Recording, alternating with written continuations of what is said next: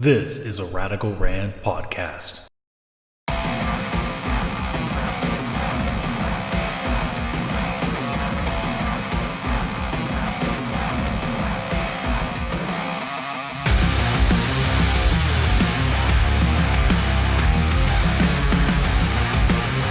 This is the Radical Rant podcast. Thank you so much for joining us here as we record on the 12th of January of 2020. I almost said June for some reason. I'm not sure why. I mean, I wish it was June, but we're not quite there yet. So, Adam, aka CSRadical, here with you guys. We only have one person with us this week. Liam is here with us. Joe, unfortunately, could not make it. But it's a Canadian show today, so how you doing there, Liam? All the CanCon, Adam, all the CanCon. And yes, our boy Joe is pursuing his upstart career in stand-up comedy. I guess he's already too good for podcasting, you know? A young Jerry Seinfeld in the making, I'm sure. Well, otherwise, I mean, how's it doing up there in Ottawa? I know we were supposed to be worrying about potentially a shit ton of rain freezing over, and nothing happened here because, you know, weathermen are never, ever wrong. Especially once we go to 5G and it begins screwing up forecasts, apparently. Yeah, no kidding. Every time they say that it's going to be the biggest storm we've ever seen, and all of a sudden it's like, oh, it just rained. Yeah. Well, I'm sure you lived through, I was still on the East Coast at this point, but I'm sure you have some memory of the ice storm of 1998. I couldn't tell you about one before the year 2000 because my memory is pretty shoddy there. There was one 5 or 6 years ago, I want to say, where I woke up and had no idea that it had rained and then everything had frozen over. So, like, there was a tree up against my window. Even nothing had broken, but there was a tree just staring at me in the face when I opened up my blinds. I'm like, oh, that's different. That wasn't there this morning or last night. Yeah, I've only been up for about 15 seconds, so my brain's just like, You didn't put two and two together at that point. Yeah, so this is going to be something like, for our Ontario listeners, this is going to make a lot of sense, but this is going to be insider baseball to everybody else. I'm very grateful, Adam, that you're not the victim of some nuclear fallout after an Amber Alert we received this morning. Oh yeah, friggin' power plant about, I want to say, an hour and change from where I am, they're calling it an error message. They're saying it was an error, but there wasn't a warning given to people that potentially there could have been a meltdown coming. Yeah, that's right. So Adam could have woken up the victim of nuclear fallout this morning, but it turns out it was just a big mistake. Yeah, thankfully I'm not hunting off super mutants and, dealing with some more Todd Howard bullshit, so. Right, although that would certainly take the podcast in a new and interesting direction. Well, yeah, in the direction of we don't have a podcast anymore, but that is what it is. We'd be like Tom Hanks in Castaway, recording into seashells and talking to volleyballs. I mean, I have a soccer ball, so I guess I can kind of get close, but I don't even know what. I guess I'm talking to Adidas. Is my soccer ball? Yeah, that's right. Well, the name would become comforting soon enough, I'm sure. Either way, yeah, let's get rid of the asides here and let's just move into actual wrestling talk. That's what the show is, right? Sometimes, I guess. We aspire. So, not really much to talk about in terms of Dark this week, even though they came back. They cut one match out. I don't even remember. I think it was Austin Gunn and Billy Gunn against a tag team that I just can't for the life of me remember who it was. It was Sean Spears and someone whose name I didn't recognize. Oh, that's right. It was just some random name I guess they pulled off as well. Who's not on the full roster, that's right. Well, apparently it was so good that they got him signed, but not so good that they put it on Dark this week for whatever reason. So that they couldn't showcase him. I guess not. Yeah. There were only 2 matches at Dark. That's why I was so confused when the show just ended because I didn't pay attention that it was only 26 minutes. I just turned it on and watched, and then it just stopped after the SCU TH2 Kip Sabian 6-man. And I'm like, shouldn't there be one more match? And yeah, well, and that was the thing. When you saw it was 30 minutes, you knew the Kong match was going to be a squash, which it was. No change there. And then, a decent 6-man match, I thought. Well, you'd figure that, okay, we must be getting like a squash match and then a couple of 10-minuters, and then you see SCU come out and it's TH2 and Kip Sabian. I'm like, well, that seems like what they usually make as a main event for Dark. I mean, but maybe I'm forgetting something. Maybe I missed something and it's over. And I'm like, oh, no, I guess that's it. So I haven't read anything about this, so I'm wondering if the prodigal son of Billy Gunn is ready for television yet, or if it was a stiff match, or if there was just technical problems. It's interesting, but I mean, as you said, they've signed him, so we are going to see him at some point. I mean, regardless of what actually happened, I mean, it's a free show. It's not like it's the end of the world if we don't see that match. We've already seen Billy in the ring at least once. And obviously we're going to see another much older legend next week at the Bash of the Beach show. So more on that later. But I guess, but realistically, like the only match that was to speak of anything was that 6-man, and it was fine at best. It's a free show that you get on YouTube, so you're not really expecting the greatest thing you've ever seen. It was just worth your attention. Yeah, and it was a good match. I love SCU. They're always, they always bring their A game, and it was, I love the SCU later as a finishing move is one of my favorites. Yeah, it's kind of like a spinning go to sleep. Yeah, exactly. That's the kind of movie you watch and you're thinking, man, you could fuck that up so easily. yeah, exactly. You could knock. Yeah, exactly. The fine line between a clean looking finish and dislocating a guy's jaw is like 2 inches. Well, it is always a game of inches with a lot of these moves, so you take it as it comes. But what did you think of this week's Dynamite? Because this seemed to be a very polarizing show for a lot of people, from what I read. So I think off the top, it was not as good as last week's. It was still very good. The ending segment was incredible. Everything, almost as if they were mocking me, everything I said good about the women's division last week got sorely put to the test in the middle of this show, as I'm sure we'll talk about. And it's still a slow build towards the pay-per-view, obviously, because the pay-per-view is still 6 weeks away, and they've got the Bash at the Beach coming up, and they've got the Jericho Cruise coming up. So slower pace this week, but overall still good matches and still good content with a couple of sore spots that I'm sure we'll dive into more detail on in a moment. Yeah, I mean, all in all, by the time I finished the show, I still left happy. It's just one of those things, again, where I think a lot of people, I don't know what the opinion is when it comes to these people on Reddit, but a lot of the people that I'll read, whether it's Reddit, whether it's Twitter or whatever else, they seem to think that a lot of people are defending AEW at every single point in turn, and I'm thinking, like, I've watched people shit on, like, the most insignificant things on this show as well. It's like, what are everybody talking about? Obviously, you give a show like this a little bit more rub because it's new. WWE's had 30-plus years of television to not fuck up as badly as they do, and they continue to fuck up as badly as they do. AEW is still, 4 months in? So I think they're allowed to have, like, a story that for whatever reason just doesn't work. Yeah, well, and that's the thing. You're trying to do so many things at once. And just before we came on here, I was watching Kenny McIntosh interview Mick Foley. And Mick said, I got to make so many mistakes in 1989. And if you look at my promos in 1991, I'm better and whatnot. And, with the exception of 8 or 9 people in this company, people are making mistakes in real time every week. But yeah, it's not like you and I and Joe sit here and give them a free pass. We're roasting people when things go wrong.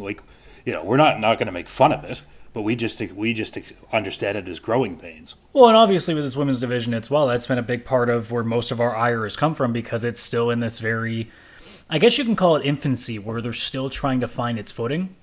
Yeah, they're still trying to find its first real true star. They're still trying to find how to book it properly. And as we've said, there's multiple experiments going on with it at once, certainly with the Nightmare Collective, which we'll get into. But, the key thing is until they brought Statlander in or until Sheeta had a strong end, they don't really know. They didn't know, or they had an idea of who they thought they wanted to be the head of this division, but they haven't found who that is yet. Yeah, there's definitely nobody that's kind of been the, no one's turned into what Becky Lynch did when she got, popped in the nose and basically became badass Becky Lynch. And I don't know if this is something that we may even see in the next 6 months. This may take a year. This may even take 2 years for all we know. Because the issue that a lot of people seem to forget is that most of the talent that are of the best quality in any division are in WWE. I mean, obviously with the men, there's a lot more to go around. But in the women's cases, there's basically one place you go to right now, and that was WWE. I mean, granted, there's Stardom and other promotions of that ilk, but realistically, if you're looking for the top tier of women, you're looking at WWE because they're always sucking those people in before anybody else gets a crack at it. And I have to imagine that Vince and Paul Levesque feel very good for the unintended consequence of what NXT is. I mean, Triple H obviously knows what it is because it's his baby and he's built it, and now it's as competitive as either of the brands. But the one thing that they couldn't have anticipated was it was worth building up as big as they did before last year because they don't have a monopoly on talent but they have a stranglehold on talent. Pretty much anybody you would want, they already have under contract. And as we've seen since AEW came up, they've let go very few people, and there's almost very few free agents out there. I mean, I think we've talked about a couple on the show before: Marty Scurll, Ospreay. I like JB Hayter, a couple of other people in Japan, but otherwise. But yeah, in terms of the women, it's such slim pickings. Yeah, they have WWE has everybody you would want. They've got Shayna Baszler, they've got Ruby Riott, they've got any up and coming fledgling female talent is more or less under brand at Full Sail at this point. Because basically, you're looking at names outside of WWE. It's really whatever's going on in Japan for the most part, and you're not just going to flood this division full of Japanese women because then people will just think, well, you're not caring about anybody else. Sure. And also, it doesn't help. Which is not to say they're not talented. But it paints it a certain way, for sure. But if people see that it's a Joshi division and Kenny's the one that's behind it, they're going to think, oh, he's just doing this because this is all his friends. Right. So they got to be careful to go that line. No, for sure. And of course, we pride ourselves on being an AEW podcast, but since we're talking about top women anywhere in the world at the moment, this is probably a good segue to talk about the Tessa Blanchard thing for a couple of minutes.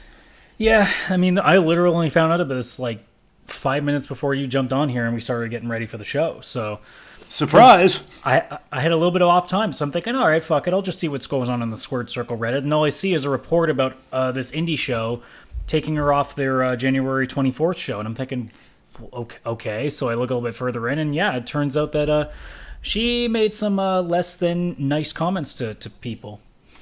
Right. So the impetus of this is that yesterday she made a tweet about supporting women and pulling each other up.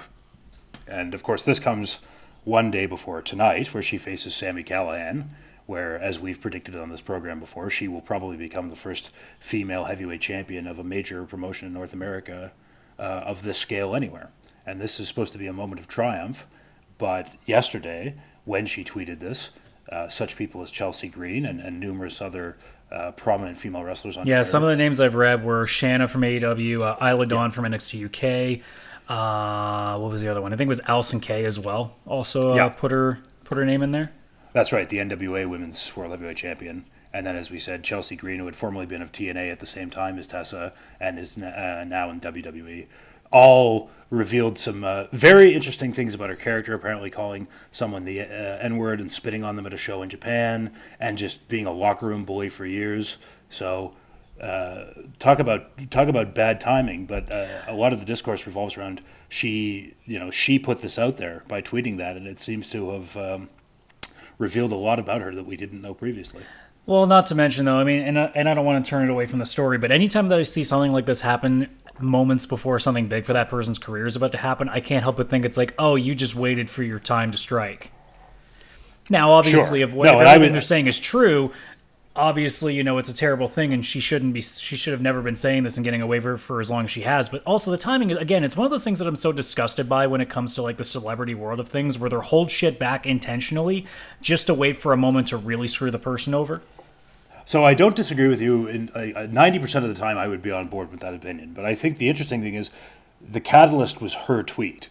Because if all of this had happened yesterday, absent of that would be different. I would agree that it would seem like a moment, that a spot was picked. But at the same time, if you've been this kind of person and you've done this to people, you can't really pick when it comes back on you. Well, I would also wonder, though, I don't know if she's ever tweeted anything remotely like this. I'm not familiar with her tweeting because I'm not a social media crazy guy that spends his entire day reading everybody's tweets. So I don't know if she said anything like this before where maybe it could have been another moment and just nobody caught it. Yeah, that will save you a lot mental health-wise in the long run, my friend, I assure you. Oh, believe me, it has. Because that's the thing, right? When I'm saying that they're picking this moment, it just seems so coincidental that it's the day before. Especially because we'll know in only a few hours if she actually is. Because we're recording this at 6 p.m. Eastern time here, so we're going to know by in 4 or 5 hours whether or not she's won a title. Or definitely by the time this episode posts, yeah. Yeah, so we're going to see whether or not this was the biggest moment of her life, and the day before this is when all this shit happens. Again, if she causes herself, it is what it is, right? But again, when it's a day before, it's almost one of those things where you see this happen so many times where people do hold stuff intentionally and wait for a moment. But either way, if this shit's real, man, this is not only is it poor timing, but geez, if that ever changes my opinion on the girl, that's definitely one way to do it. Well, I think it will definitely pour a lot of water on the rumors of anybody else trying to sign her, be WWE or AEW. And I mean, the thing is that Tessa Blanchard's only 24 or 25 years old. Obviously, in a business that's as much of a pressure cooker of wrestling, it's a stressful place to be, and it can form certain behaviors in people. But this sounds like the kind of thing that would need to be accounted for and repented for at some point. But yeah, if we take the neutral position of whatever it is at the moment, it's going to cast a shadow over whatever happens tonight, and probably over a lot of the things that she does in the near future. And I mean, that's all depending, too, on how many people know about it. Because, again, these are the kind of things that if you don't catch it right away, sometimes it gets buried. So the best thing she can honestly hope for is that in a week from now, something else happens that just takes the edge off. For sure. Otherwise, I mean, if I'm a betting man, I don't know if this shakes WWE off forever. I mean, AEW right now is a little bit more virtuous, in my opinion. So I would feel like they're the more unlikely party to want to have her aboard right now, even though they're probably the more desperate one to have one. I would say that AEW is more responsive to its fan base, or it certainly seems to be, because Cody and the Bucks and Kenny are more savvy about social media, and maybe that's their detriment sometimes, but it feels like a company that is hyper aware of the criticisms of it. Yep. Whereas the WWE, as we've said, is an established brand that only takes those things to heart under immense pressure. And again, too, if they sit there and believe that they can take one more talent away from the talent pool that people can't take from, they're gonna take a chance at it regardless. Because I mean, it's not like they haven't had a history of people in the company that have made some shitty statements too. So, well, I mean, that's the thing. I mean, we've heard things about Randy Orton. I mean, they brought Hogan back, and that's not hearsay. We've heard those things on tape. So yes, I mean, we know for a fact that these are things that Vince, weighs with a grain of salt when making business decisions. Friggin', they do shows in Saudi Arabia. That's all you need to know, right? So no, exactly. Yeah, I was going to say that's probably the most generous way I can put that. But I mean, regardless, if it's assuming everything's true, and then now that so many people have come out and said something about it, it's hard to believe that it wouldn't be, because not that many people would stick their heads out of there and kind of say something unless there was some merit to it. So, regardless of how anybody feels about her as a performer, because again, this goes to two different things. Like, her as a performer is a lot different than her as a person, and if her as a person is as negative as it sounds like it is, I wouldn't want that in my locker room either. So if companies decide that maybe that's not the best option, then that's the kind of thing she's got to deal with now. And whether it takes a year or so to repent, maybe longer, maybe less, it's now something that she's got to really reflect on, and hopefully that's something that can only make her a better person in the long term, and let that career that she's been building for so long continue to the obviously the climb that it's been making. I think that's right. I think whatever happens next is on her, and it's her decision on how she responds to this, and what, as we said, if true, and I like you believe is true based on the sheer number of people that have come forward about it, repent for said statements and actions. I mean, her initial responses to these claims obviously haven't been in owning them, so this is going to be one of those things where, the ego or, whatever else is getting in the way of it for now, and you just have to see how long it takes till finally she kind of cracks, apologizes, and tries to, at least move on and repent for it. But up until then, this is what it is for the time being, and we'll see how it goes as we get further into this month, and obviously we'll know by the end of tonight as well whether or not Impact has done anything with this information yet or not.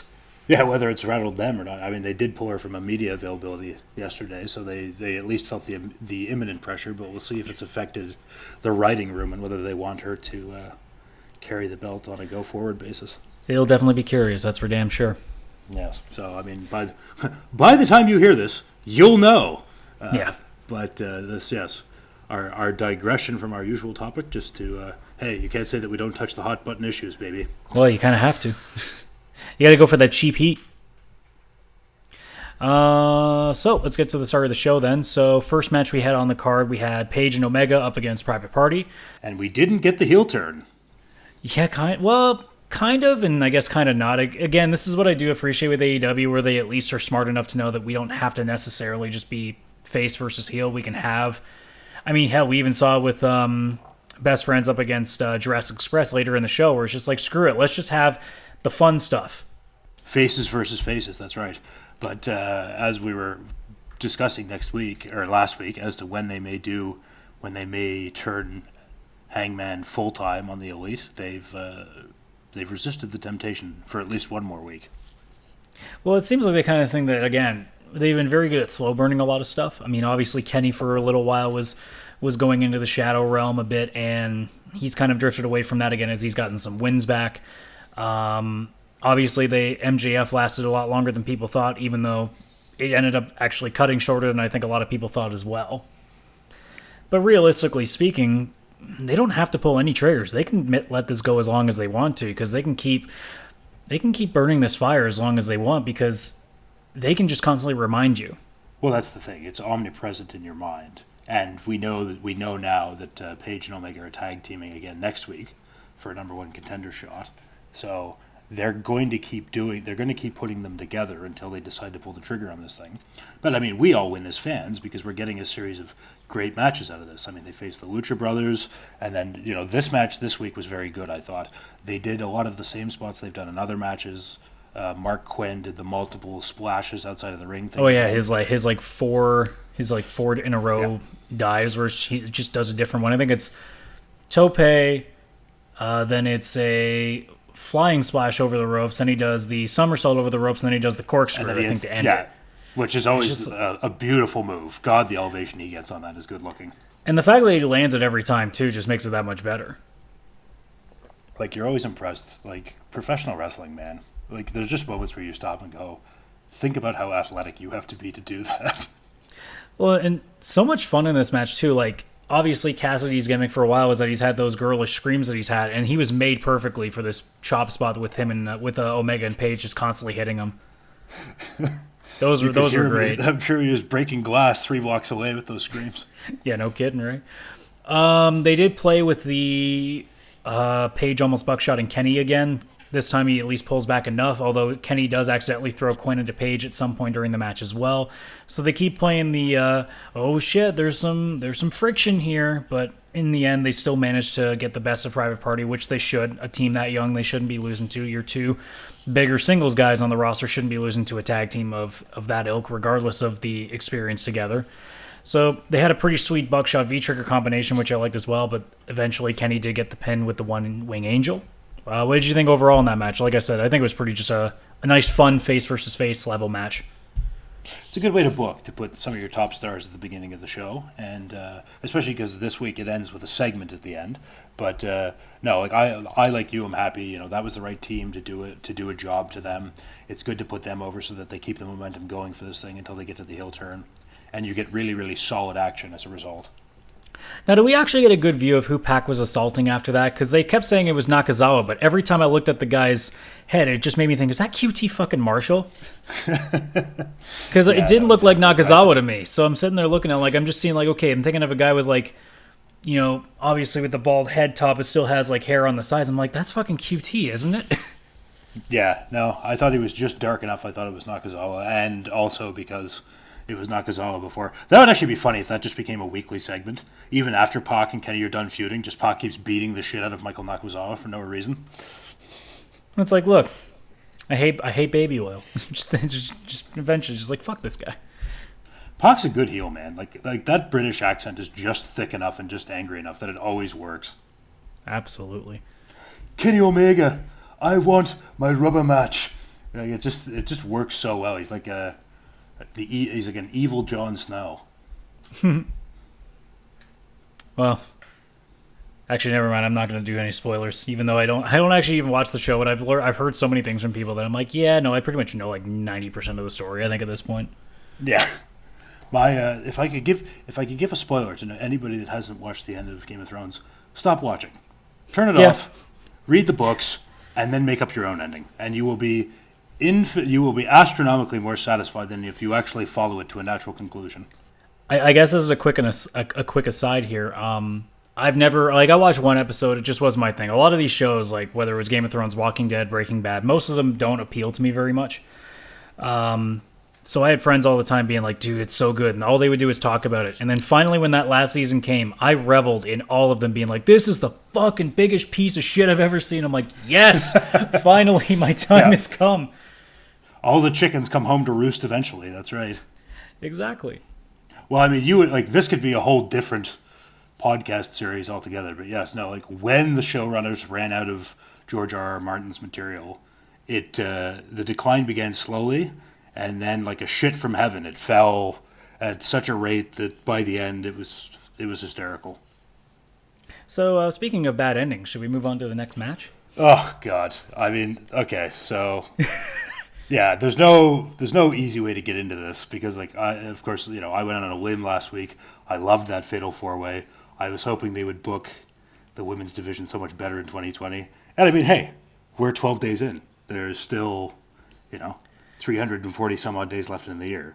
It's going to get better, but like this was awful. I have no way of sugarcoating this other than the action itself when it wasn't in picture-in-picture, which it felt like half this fucking match was.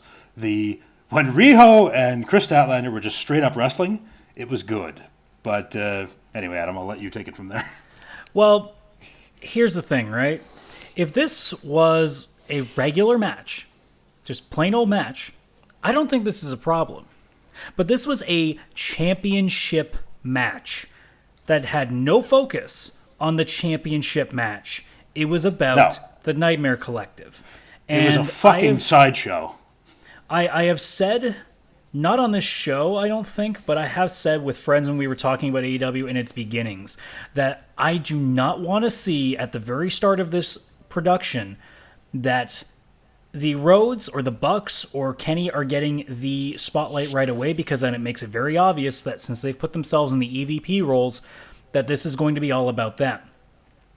Now, unfortunately, we only managed to go 4 months before I think that somebody in that company decided that they need to have a bigger spotlight than they deserve at this point, and that's been Brandy. I don't know if that's her, I don't know if that's Cody, I don't know if that's anybody in the company specifically, or if that's just what they thought would be a good idea. But right now, Brandy is slowly becoming what Stephanie McMahon used to be when she was as a part of the Authority angle, where she is becoming way too much of a focus and screwing over the actual stories that should be being told. Right. No, and I agree with that. And like people have shit on Brandy as a talker, and I actually think she's decent on the mic. And she's not bad. Yeah, she was funny in this match. I mean, like, Excalibur asks her a question, and then she shits on him for wearing the mask for 3 minutes. That was kind of funny, but like, everything else. It would have been better on a not championship match. Like the commentary stuff would have been fine if this was dark. Right. No, like if she was doing this for Awesome Kong's match, no prob. But because this is supposed to be a match where you're taking two of your top talent and putting them in the ring together for this prestigious title you guys talk about, and you turned it into, like what you said, a sideshow. And they've been teasing this match since the last episode of the year. And I was really excited about it, and you were really excited about it. And like this is where we thought the title might change hands. I still thought it might have. Yeah, no, and maybe it would have. But if it did, I'm almost happy it didn't at this point. Because if it did it on interference, or it did it on some hinky shit, I mean, this thing was polluted anyway by the end of it, but that would have polluted it even more. Well, I almost kind of wish it did now, because now I'm just believing that Riho's going to lose it to Awesome Kong, and I'm going to hate it. Yeah, no, I don't know. I mean, like I think the AEW account itself was tweeting like, will we see a rematch? And then Kris Statlander retweets like, I freaking hope so, or we better, or whatever it was. So, like as I said a couple minutes ago, like AEW is hyper aware of their criticisms. Whether that means they're going to shit can the Nightmare Collective, I don't think so. I don't think they need to shit can it, but man, they need to pick their fucking spots better. But I do think they now know that they need to book an interference-free rematch. And I think we will see that at some point in the not-too-distant future. It's almost the point where I'm against the idea, but you almost need somebody to act as like the quote-unquote matchmaker to step out and just do like a quick promo, whether it's just in the control room that they do once in a blue moon on the YouTube channel, just to say, hey, we feel that this match wasn't given the right amount of attention, so therefore we're going to... Like, I don't care who it is, even if it's just Tony Schiavone just out there being like, I got this note from AEW management, and just reads it off.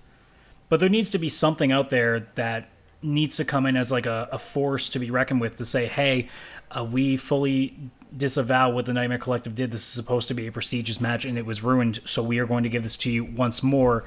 Whether it's next week, whether it's 2 weeks, whether it's at Revolution, I don't care, but this match needs to happen again because they need to take the stink off of this one real bad.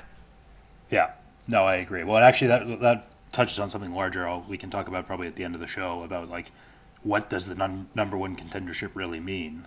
because people sit at the number one in the rankings forever, and title shots come or they don't, or you end up fighting another number one contendership match again. But anyway, let's... Well, you guys saw me freaking out because Sheeta was the number one for a little while, and then all of a sudden she didn't have it anymore, even though she didn't lose to anybody that should have usurped her. Right, or like, Proud and Powerful have been number one, for a couple weeks, and like now they're in a number one contenders. They're in a title which shot I assume they'll win next week, and as do I. But I mean, like, and then like Moxley's been number one for a while, well, and now we know that is going to lead to the match. But like being number one, it's never a direct timeline to the title match. It's always just a thing until they book it. But it's never, despite the fact they said it would matter, it's never a guarantee that you're next. Yeah, like they should make more of a note to be like, all right, whoever is number one contender at this date, this will be the next challenger. So yeah, that way, and it doesn't always necessarily have to mean automatically you're the next pay-per-view, but it also doesn't mean you should muddy the waters for... Well, because that's the thing too. Like you'll look at the rankings, being like, "Oh, good, my favorite's at the top," and then 2 weeks later, you never see the title shot, even though you're clamoring for it. Yeah, well, like Pac was number one for like 3 or 4 weeks, and he never got a title shot. Right? I mean, he's a heel, so you wouldn't put him against Jericho, and I get that. But then why would you have him number one anyway if you were never going to give him a title shot? Well, that's the problem too. If you're going to book standings and you're going to do records being important and all this stuff, like you got to be careful in how you're booking things too, because if a guy sits there high up too long, or if it looks pretty obvious that you're messing with the rankings just to kind of promote the match you want to sit on, that was the only downside I knew going in if they were going to do win-loss records and rankings, is that they were going to be very careful on how they did it, and so far it's been a hit and miss sort of deal. Yeah, for sure. So anyway, like as we said, so we'll talk about this for like 2 minutes because I want to move beyond this because I'm it's stressful enough talking about it. So they debuted Dr. Luther, and this is interesting because I now listen to Kickin' Ass with Jesse and Andy are Jesse Jumet and Andy Williams, who are the Butcher and the Blade, and their most recent podcast was talking about their debut at AEW and being backstage, and they're talking about meeting Dr. Luther, who is apparently a deathmatch legend. And so I was listening to that last weekend when I was flying home, and I was like, interesting. Like, I wonder if he's a backstage advisor. I'm wondering if he's a guy that they, maybe he will debut at some point. Sure enough, he debuts. They pull him out under the ring. He looks like a fucking weirdo. He's got no heat. Excalibur automatically knows who he is again right away. Like, yeah, it was another Butcher the Blade level thing where everybody doesn't have a fucking clue except for him. Yeah, no. And I mean, like, and at least, like, to their great credit, the Butcher and the Blade look menacing. They look like wrestlers. They look like, oh, okay, I don't know who the fuck this is, but they're debuting. They're clearly going to be a thing going forward, and we know they are. Whereas like, Luther looks like somebody who's on the fucking sex registry. Yeah, no, exactly. He's 51 years old. He's a weirdo. He has no impact on this situation. It just adds to an overall confusing thing. I mean, Riho dived on him. That was about it. Yeah, no, and I mean, like, maybe this turns around and he's fucking awesome, and like the rest of this is good going forward. But I mean, he better be a good promo. That's all I'm saying. Yeah, well, he better. Yeah, like unless he gives a Cody-esque or a Rock-esque promo next week, like that was rather auspicious. Anyway, Riho wins this thing, and she looks upset about it because she knows she gets the interference. So that's a good way to keep her in the good graces. It protects Statlander because she gets fucked over, and as you and I said, like they now have to do this again ASAP and as cleanly as possible. Well, because that was the biggest mess, is that they didn't even target just Statlander, because you thought, okay, they're probably just going to take out Statlander because, she flipped them off, basically. But Riho takes the first hit, and I'm sitting there being like, okay, what was that for? Yeah. So again, it makes no sense. It's again, if this was a regular match, but because it's a championship match, there has to be value to it. And the fact that also no disqualification was ever dealt out, I'm like, the ref again, the ref can't be blind to everything, especially when there's this much going on.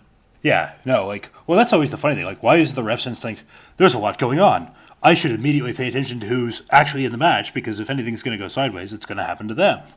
Or even beyond that, like, there's no reason, like, I guess in kayfabe form, they're not supposed to just automatically eject people, but they should also just be in like, okay, every time that the Nightmare Collective has ever come out to the ring, they attack somebody. Maybe I should get ahead of that game and just not let them come to the ring.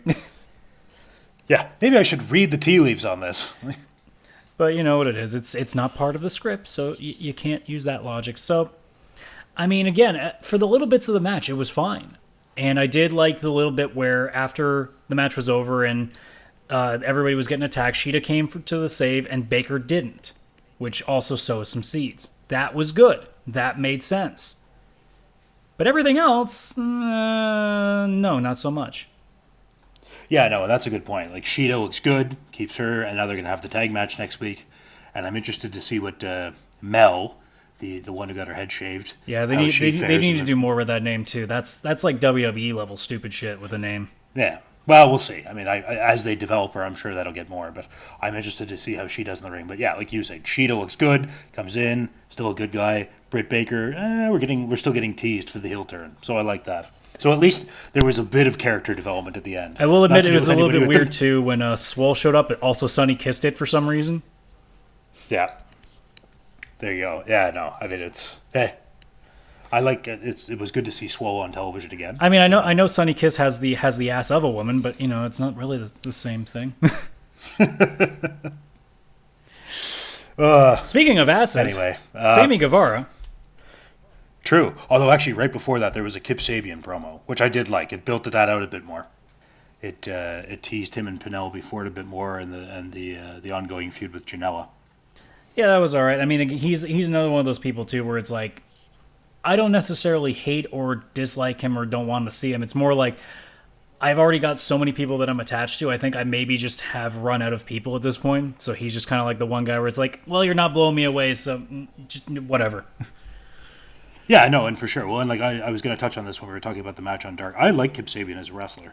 He's very talented, and he had a very good match with Kenny Omega on Dark before the end of the year that we didn't. He's still at one of my favorite moments, and that's something that I wish I'd thought about when we were talking about Spot of the Year when we were doing our award show. Man, I forgot to mention him like fucking kissing a fan who was yelling at him at Fyter Fest.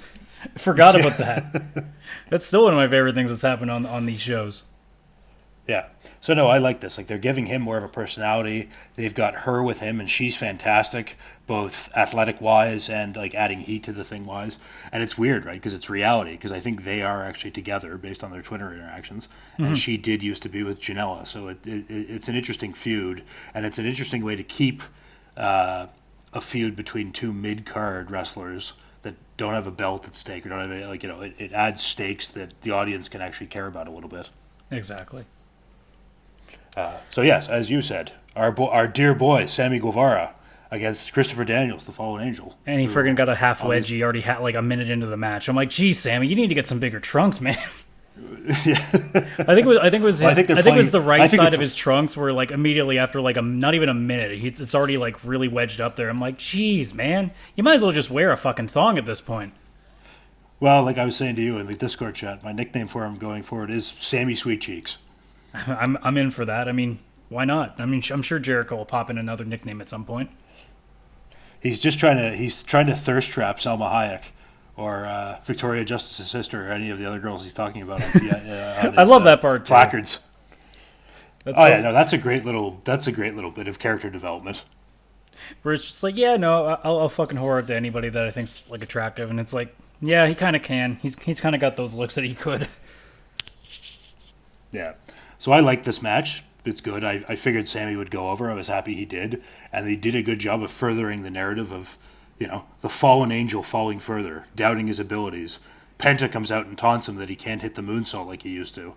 And then it leads to, the distraction and the win for Sammy. I am upset with this match, though, because by the end of it, the Dark Order dispelled my theory about him being the Exalted One, because they freaking just had him try to have him join normally. I'm like, fuck! Well, there goes that theory.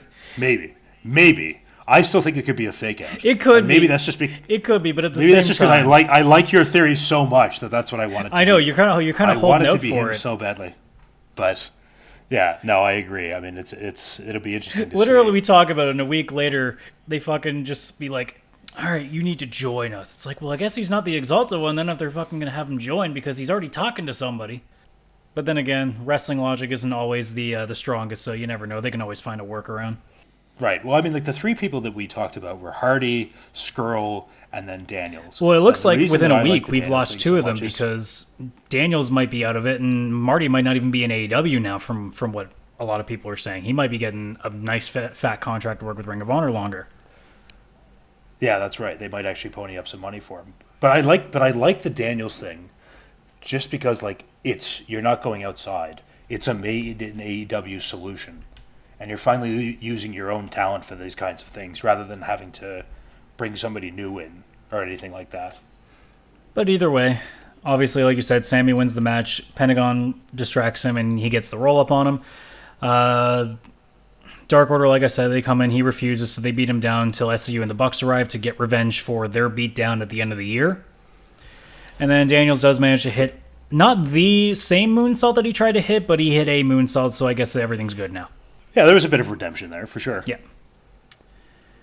Next up, we had the Rhodes Brothers up against the Lucha Brothers, so I guess I have to turn this over to you, as we do every week when Phoenix is in a match. You know, there was a bit more subdued to it. He did my favorite spot was, of course, Cody throws him to the ropes. He does the little 619 move, hits the super kick, runs, and then does the hitting cutter.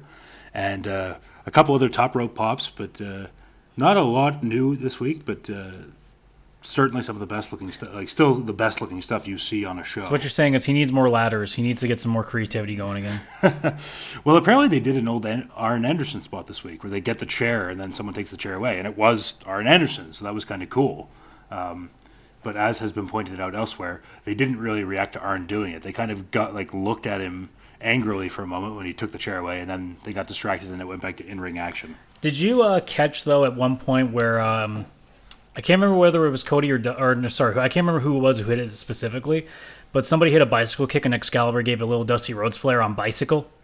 Oh yeah, I did hear him do the accent. Yeah. So all I could think was, he's got a bicycle. Get the bicycle kick, baby. I'm back to thinking Botchamania all over again.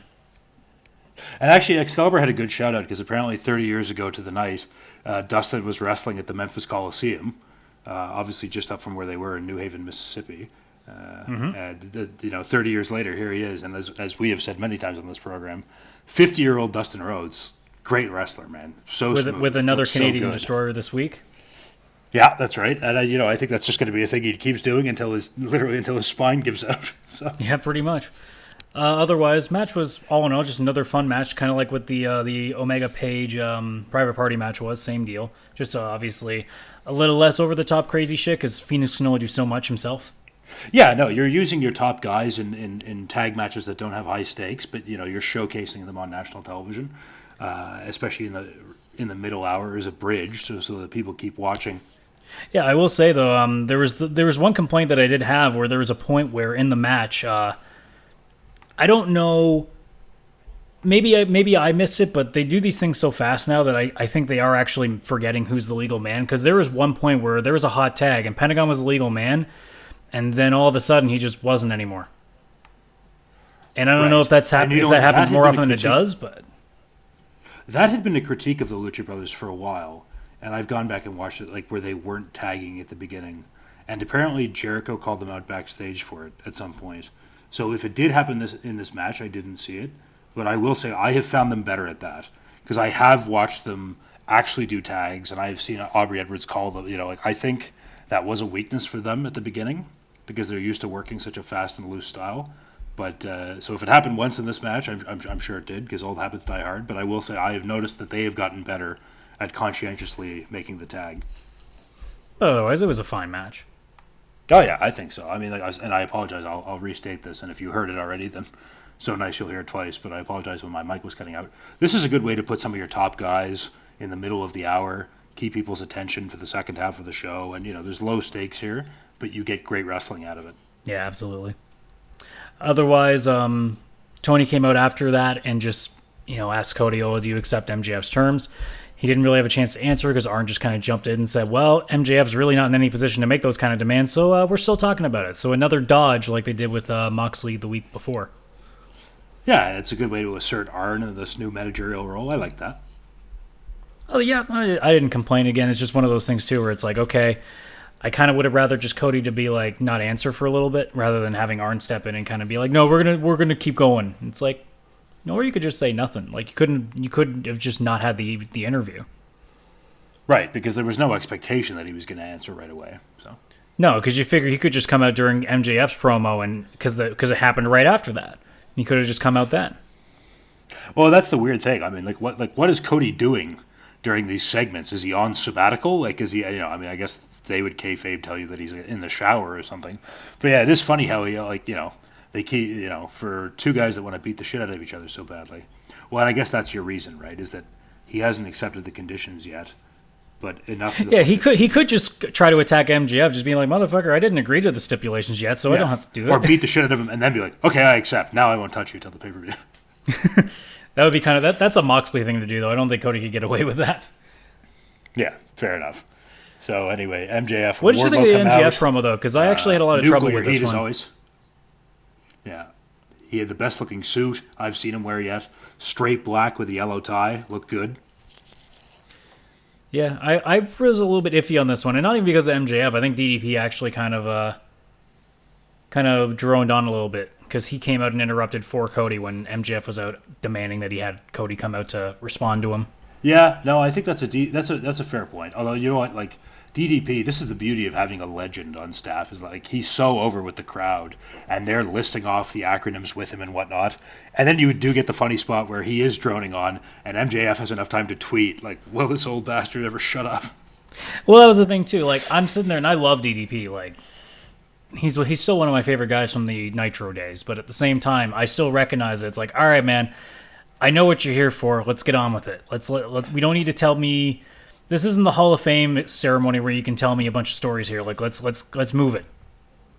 Right, but like to your point, and we said this on the Diamond Ring episode, that DDP looks good, man. Like, he looks like he could still go. And now we know at the end of the segment, like next week, we are going to get a match featuring 63-year-old Diamond Dallas Page, like 50-something-year-old Dustin, and then QT Marshall.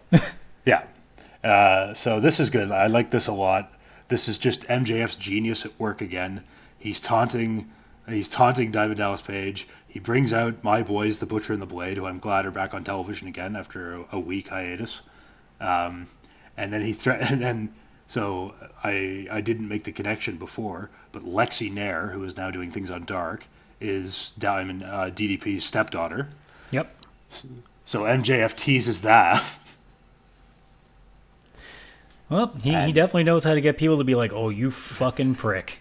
So that's the best part. He goes, we're going to do one thing and one thing only. And then he turns to do the Diamond Cutter and go, bang! And then DDP grabs him by the throat. And I thought that was just brilliant. And then DDP gets to show off. He hits a Diamond Cutter on both the Butcher and the Blade.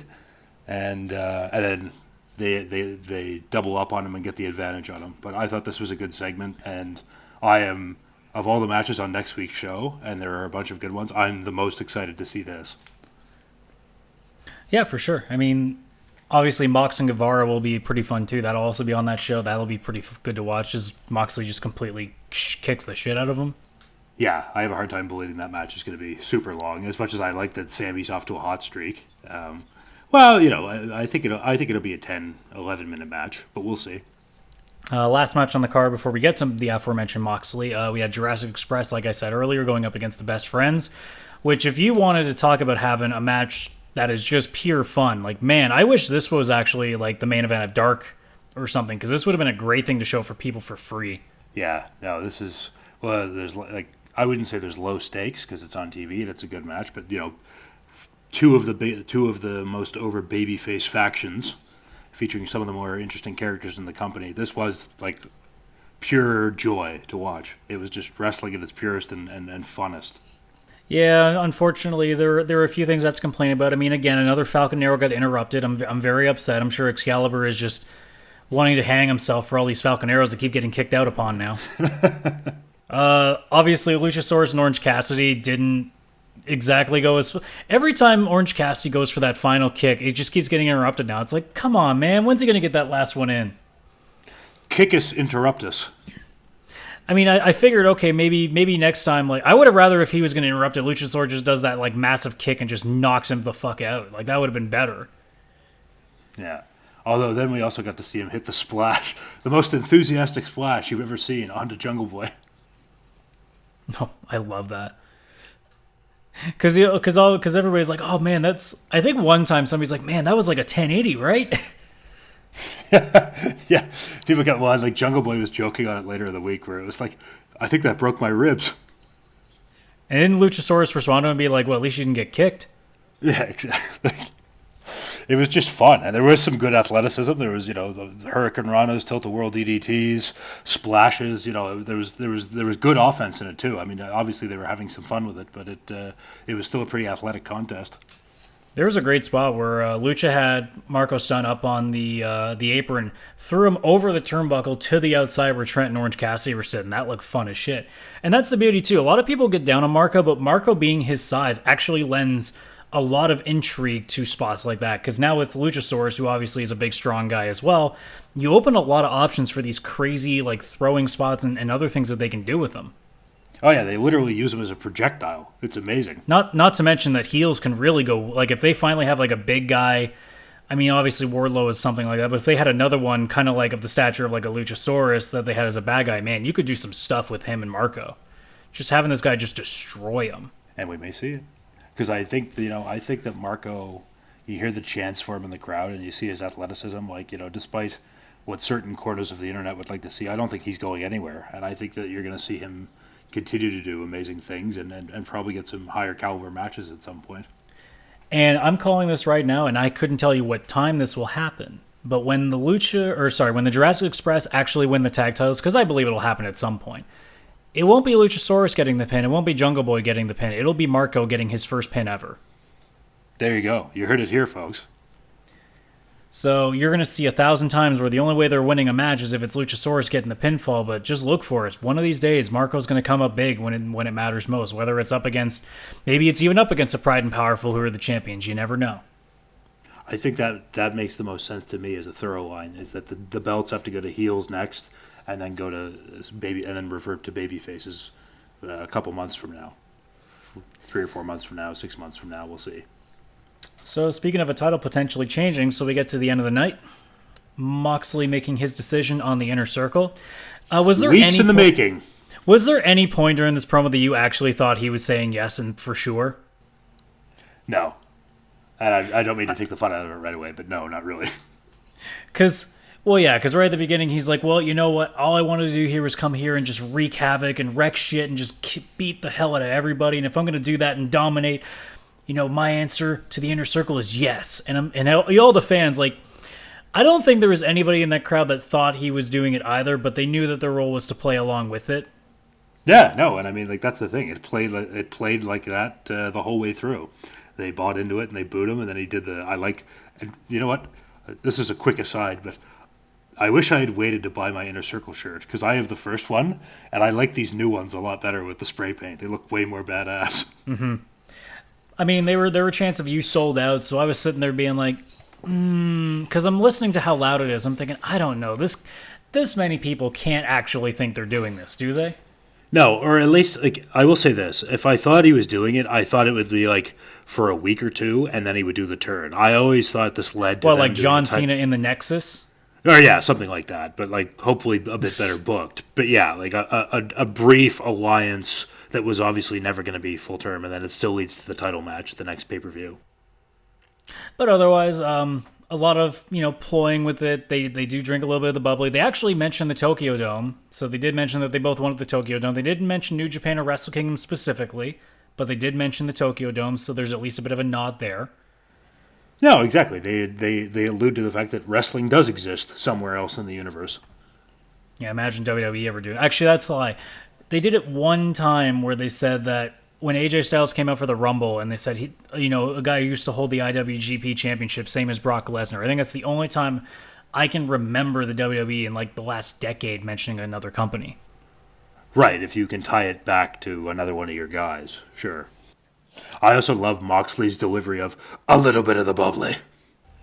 Well, yeah, because he'd been working on that one. You got to play the role. If you're going to be in the Inner Circle, you got to really play the role. If you're going to be like a spy for about 5 minutes within the group, you got to play the part.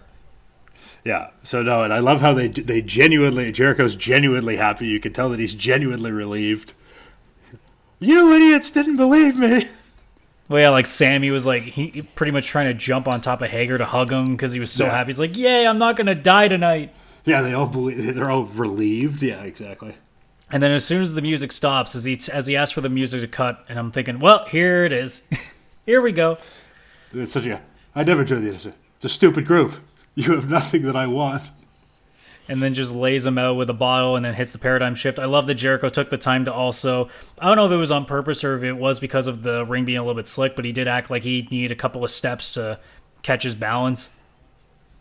Yeah, and then Sammy just getting absolutely fucking laid out too. Jericho, the king of memes. There's all these jokes about him being cradled in Hager's arms, like passed out again. And then it looks like he was going to hit Hager with a bottle too, but it seemed like the sugar glass completely just collapsed on it. So he's like, well, shit, I guess I'm leaving now. Yeah, we talked about that a little bit. I mean, they kind of botched that at the end. Like, why the hell would you ever put actual liquid in sugar glass? 2 of those bottles had to be like actual champagne, and then 2 of them had to be the ones that you smash with like a little bit in it, so there is water when you break them. But anyway, I mean, whatever. They called it, like, he called it great audible on the play, and it still looks believable that like you wouldn't hit Jake Hager. You'd be like, well, the biggest guy in the ring, whatever. I already did what I got to do. I got to get out of here. So they. Well, he's like, well, shit, there goes my weapon. I guess I'm getting the fuck out of here. No, it looked smooth. It looked fine. It looked good. And then he jumps out into the crowd. We get a hot ending to the show, and now we know where this is going. We're going to see Jericho against Moxley at Revolution. And my question to you is, do you think we're going to see the title change hands? And that's where it gets tough, because I want to assume the answer is yes, but at the same time, you still sit there and wonder, would it be too soon? And that's where I'm at with it. Because again, it's not like it wouldn't be a good, like, this would probably be the ideal guy to take it to next, because Cody can't fight for it. I don't know if you're going to have the story of Omega coming back just yet. I think it's too soon to have Omega redeem himself. And realistically, face-wise, who else do you have? Because Paige is in this weird realm of you don't know. Yeah, so I feel like it's almost got to be Moxley, and I think everyone would be happy with that. And I mean, obviously, the only other thing they could do is he just loses one time, and then they have to do it all over again at like Double or Nothing. Yeah, like there's a hinky finish, and then there's an immediate rematch for sure.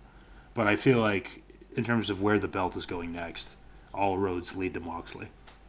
Because, I mean, at that point, that's when you can pull out anybody. Like, you can throw Pac in there. You can throw maybe a heel-turning Page. You can throw Jericho back in there for a rematch, too. So there's a lot of other options, too. It's just they've exhausted most of the big-name faces. The only one, like I said, being Omega, but I think you need to save him because he's got a long story they got to be playing out to me. Right. There's still, both he and Cody are both going to end up there eventually, but you've got to take the long way around to get there. Well, Cody's going to have a long way to get there as well because he's got to figure out how they're going to get out of the I can't challenge for the title anymore stipulation that he already put himself in. Right. And I have every faith that they will do that at some point. But, yeah, I mean, that's a year away, a year and a half away, 2 years away before that comes around. I would imagine it's more they're going to keep waiting until people forget.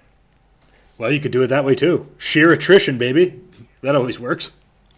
I mean, it's what worked for WWE. Vince was supposed to be gone forever when Stone Cold beat Undertaker way back when. It took about a year and he came back anyway. Yeah, exactly.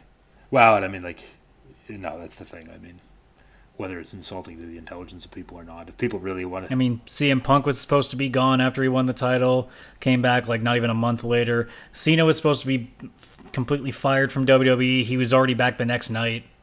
Yeah, I mean, this is the beauty of wrestling, right? There's nothing... Nothing is absolute. Nothing's ever ironclad.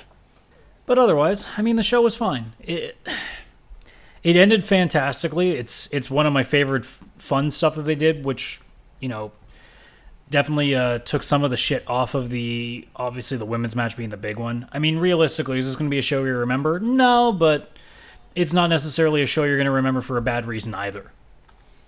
No, I mean, I think you'll remember the Moxley thing, because that's what sets up a title match. But otherwise, the match is probably not, no.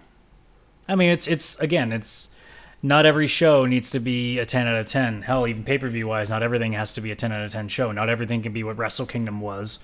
Not everything can be a WrestleMania. No, exactly. So it's one of those things where, you know, a TV show, as long as you're leaving happy and interested in seeing the next one, you're good. Now, this one, I think, has definitely got a little more negative attention to it because of that one match, but I think they were able to at least salvage what they could with obviously fun matches like the Rhodes Brothers up against the Lucha Bros, MJF obviously having his little bit, and then, of course, Best Friends and Jurassic Express going at it. So there was definitely a lot to love, and you just hope that, you know, obviously based on the ratings, it didn't seem like it affected too much, because apparently after the Nightmare Collective was done, there were more people watching after it. So there you go.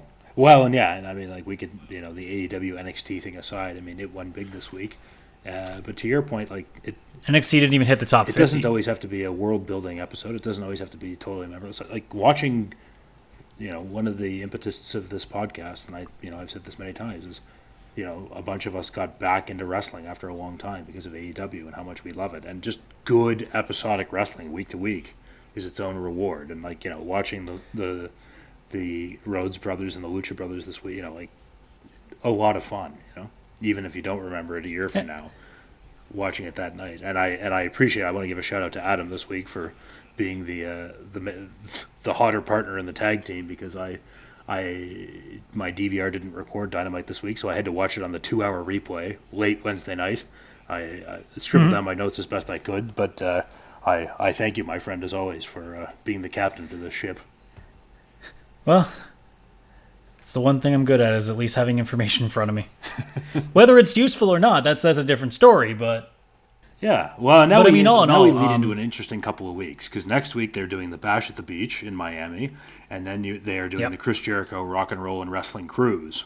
So the rest of January... I'm really stoked to see what they do for that. Yeah, it'll be interesting to see what it looks like aesthetic-wise. There's a question of whether the Bash at the Beach will have a distinct-looking stage or things like that, but there's actually a lot of good matches lined up for it, so I'm really excited. I mean, it might. I would think it's just going to be more of like the lighting and the actual vibe of the place. I mean, who knows? There might be some props on the set or something, but I wouldn't expect like a drastic change. But the neon Miami Vice lighting, like the pink and blue would be really cool. Mm-hmm. So as you said, we've got Sammy versus Moxley, and then we've got QT Marshall, Dustin Rhodes, and DDP making his return to the ring in God knows how long. Maybe he's done indie shows that I don't know about, but this is certainly the first time I will have seen him in a match since 2002 against my boys, the Butcher and the Blade, and MJF. But yeah, it's going to be a good show. And I mean, back to what you said earlier, like, if there was an absolute bad show, we wouldn't be hiding this. And that's the other thing, too. Like, I haven't seen a single show that I could sit here and tell you, man, how did they think this was going to work on TV as a whole? Like, that was 2 hours I'm never going to get back. If that ever happens, oh, believe me. And I can't speak to the two of you. Well, obviously Joe not being here, but to you as well.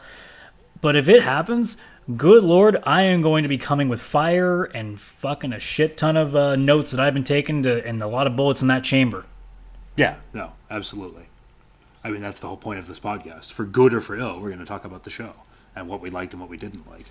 And like we said at the end of the year, obviously, we're liking it enough that we're still excited to see what happens for the next 12 months, whether it manages to be that 12 months, because you never know what'll happen. But so far, we've been shown that, hey, it may not be amazing every single segment, but there's definitely more than enough there to keep us wanting to come back.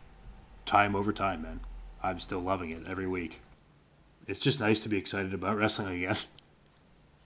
Realistically, if I'm just happy by the time the show's over, I'm good, because every time I used to watch pay-per-views, especially WWE, because it got to a point I stopped watching TV because I couldn't be bothered.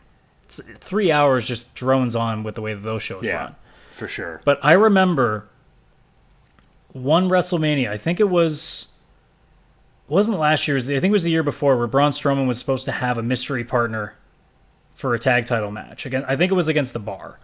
And he brought in that friggin' like 9-year-old kid. Oh, yeah, that was like on WrestleMania, wasn't it? I watched the first half of WrestleMania and loved it. And I was half tempted to leave because I saw the rest of the card being like, man, this looks like it isn't going to be that much fun. But screw it. I want to see who this tag partner is because it might be something really cool. And then it's the second match, it might be a second big last return. match on the card. Yeah, and they do just this friggin' kid. And I'm thinking, this is what I just lost an hour and change to. Like, the worst that can happen right now with AEW is that I can probably lose 2 full hours, but realistically, it's more like I can lose 15, 20, maybe 30 minutes. Because so far, they've shown that if one segment isn't that good, everything else is going to redeem it. Yeah, that's right. And when it comes to the pay-per-views, same story. There's maybe been... I'm even trying to think, is there actually a match in the pay-per-view I didn't really like? I'm not really sure there's one that I could outright tell you that I just didn't care for. It was more just like, well, I guess I'll just wait for the next one. Yeah, no, you're right. I maybe the Spears Janela match at Full Gear just because they didn't give it a lot of time. But other than that, everything else was solid and flowed nicely. So, with that being said, I think we're going to cap off this lovely, lovely two-man podcast that we did this week. You know, who knew a two-man booth could work? There you go. Yeah, we lost the Tony Schiavone to our JR and Excalibur. Well, I mean, obviously, the internet felt like a two-man booth wasn't going to be the easiest thing to do. That's the only problem when you do things online, is that lag always becomes an issue. Yeah, no, I'm sure we'll edit it all out, but I apologize. I appreciate the patience of people on some of the technical issues during this pod. Well, they might not know all the technical issues, because I'll be taking most of those out. But yes. Regardless, thank you so much, everybody, for catching us on this episode, and we will see you on the next show. You as well, William. Thanks for joining me again, and I'll see you on the next one. Talk to you next week.